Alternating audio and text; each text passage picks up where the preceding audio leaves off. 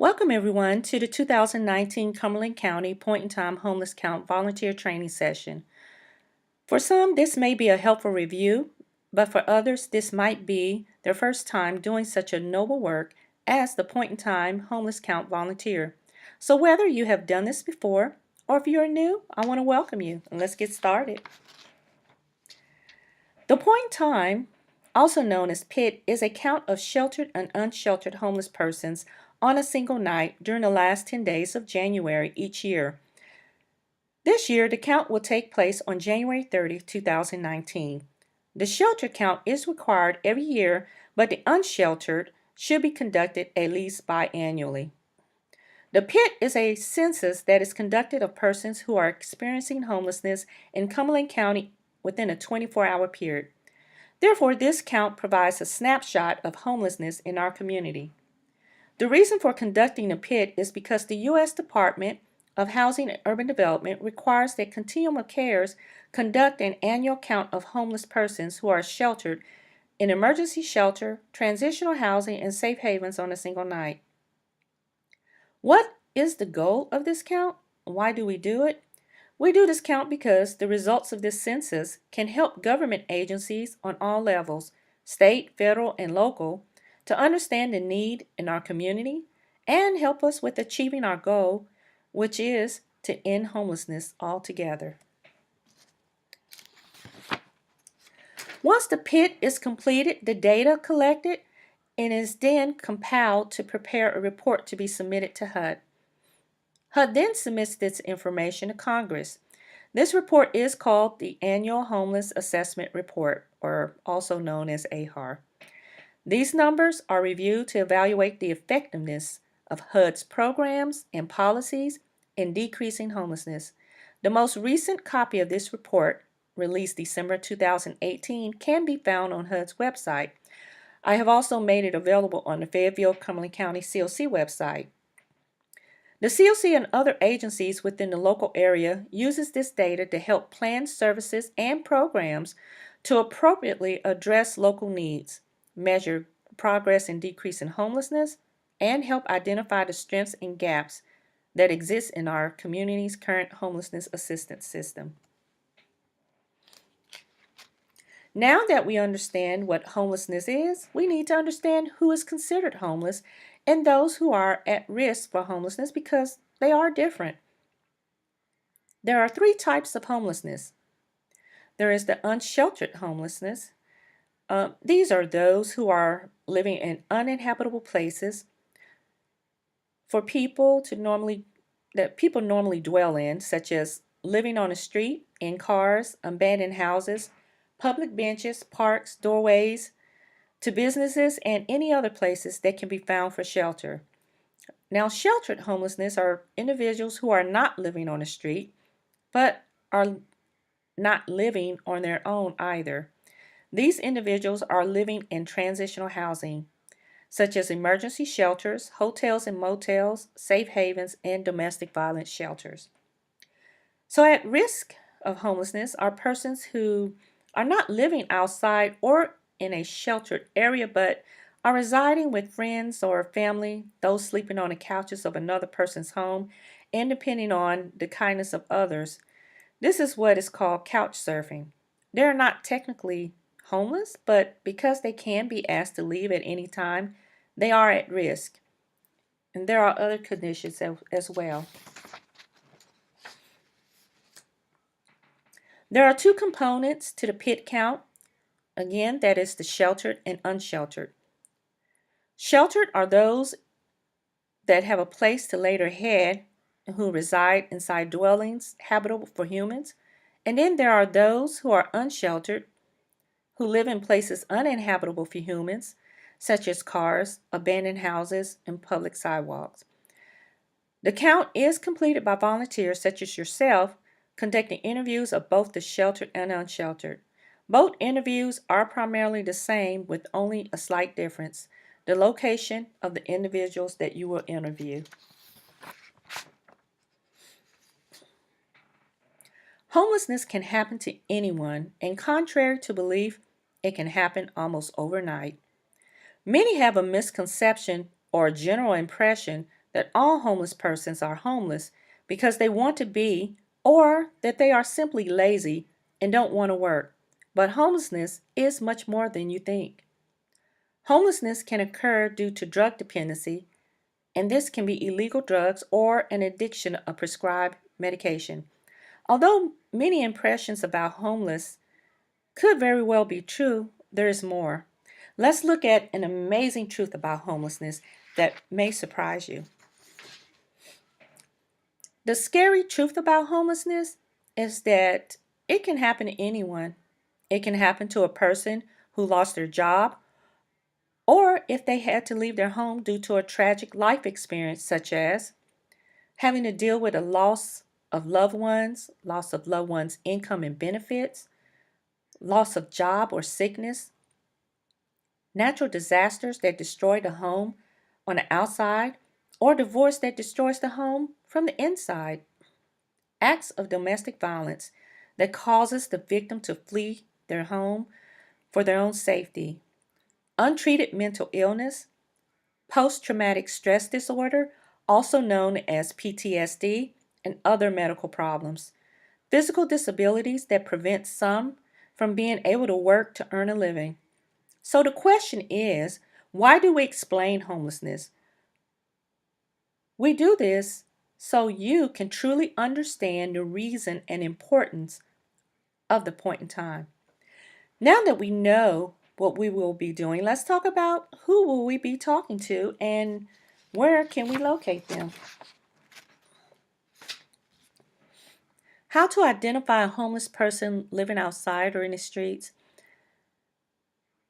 If you're conducting unsheltered count or street counts, sometimes it may be difficult to identify persons who may be homeless. Here are some ways to possibly determine if a person is homeless.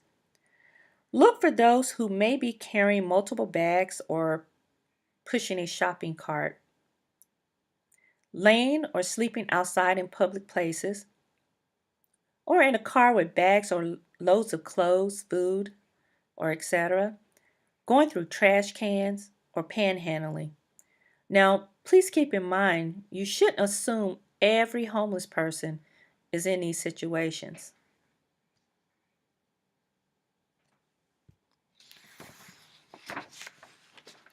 So, when you have identified someone who may be homeless, it is important to remember that tragic incidents that can occur in a person's life may have caused them to become homeless.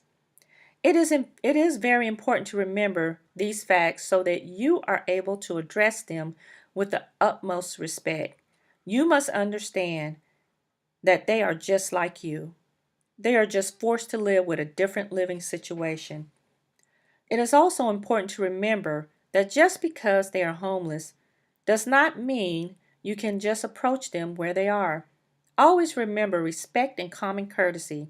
Wherever they are located is their private space, and you should not merely enter it without being courteous. With that being said, and now that you have found them, how will you approach them? This is easy. Approach them the way you would want someone to approach you if you were in the same situation. Now remember, think as if that person were yourself. Although it is the goal to interview everyone, it may not always be possible for different reasons, such as the person or persons are sleeping and you do not feel comfortable disturbing them, or the person has refused to be interviewed.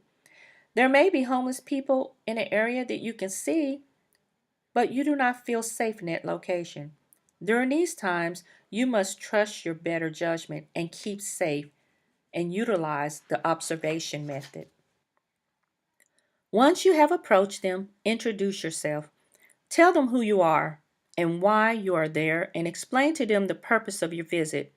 You can even ask them if they have heard about this count, because many have participated before and are aware of the process and the incentives that are given as compensation for completing a survey.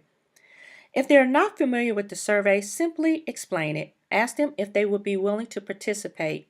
If they say that they are willing to participate, go to the next step quickly and begin the interview.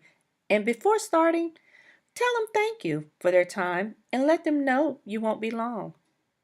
If they answer no, don't be discouraged. Ask the question another way. For example, I understand. Can I ask you if you can show me where there are some other people who may be interested in participating? Sometimes we provide incentives such as care packages as sort of a thank you for your time. Do you know anyone, even yourself, who might be interested? Remember, this is a survey. People may be a little shy about providing personal information. So it is important for you to ensure them that no personal information such as names and social security numbers will be obtained. Okay, let's get to the actual PIT count survey do's and don't. There are three different areas that we will discuss: the interview, safety, and preparation. When conducting an interview, you must remember that everything is done for you. You don't have to guess or wonder what to do. First thing to remember is to follow the script and ask every single question exactly as they are written and fill out the answer and don't skip any questions. Each and every question has been thought of carefully to provide the necessary information to help local, state, and federal agencies understand the homeless conditions nationwide. Sometimes people will like to talk, and you should always be friendly and accommodating and never rude. But as much as possible, stay on track and ask the questions.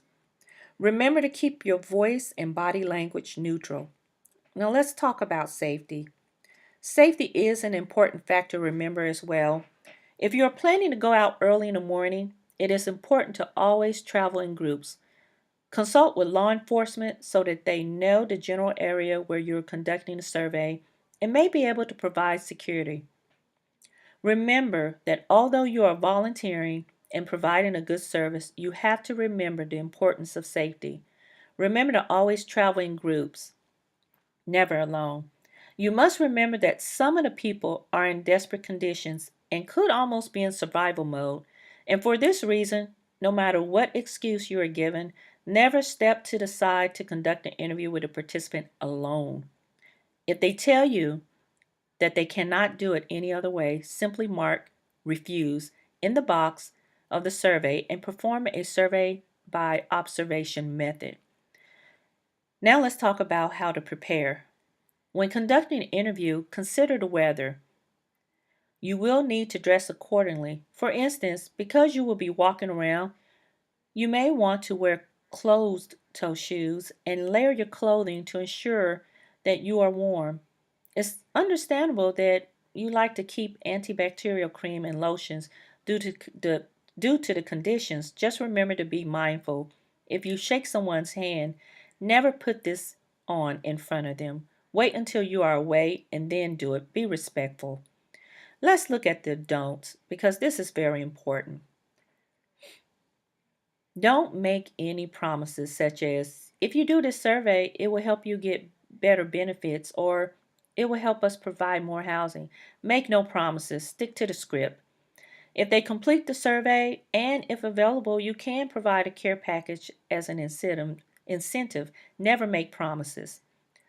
Don't leave your teammates. Never go alone without teammates. Many people are here volunteering and doing a great service, but in all things, we must remember to be safe. Don't go into abandoned buildings and homes that could be potentially dangerous situations. Do not disclose any information that you receive about these individuals to anyone. Confidentiality is vital, and for this reason, before participating, you are required to sign a confidentiality agreement. Remember, they are homeless people, people just like you, who don't want their information shared. I want to cover a few more things regarding the completion of the survey forms. There will be a separate training video made for each, the sheltered count and unsheltered count.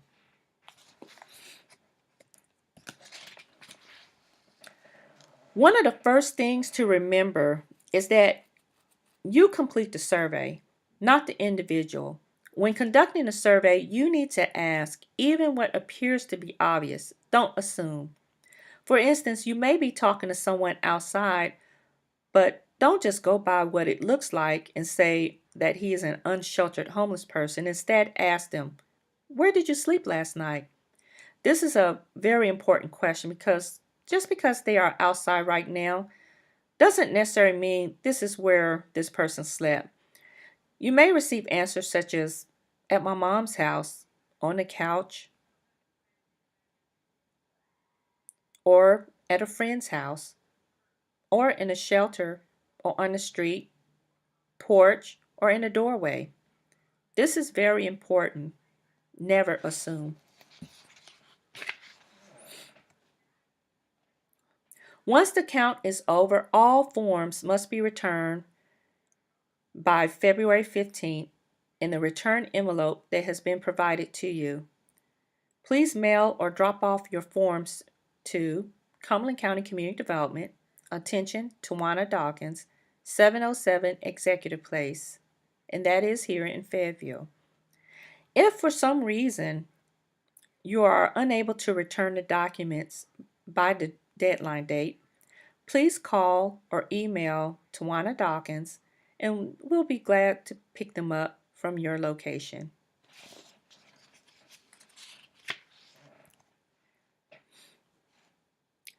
I would like to take this time to say thank you and thank you for volunteering your time. Thank you for caring. Thank you for sharing your personal time to our homeless community and doing your part to give them a voice to be counted. Thank you so much for being a part of the 2019 Point in Time Annual Homeless Count. If you find that later you may have additional questions or concerns, please feel free to contact us. Thanks again.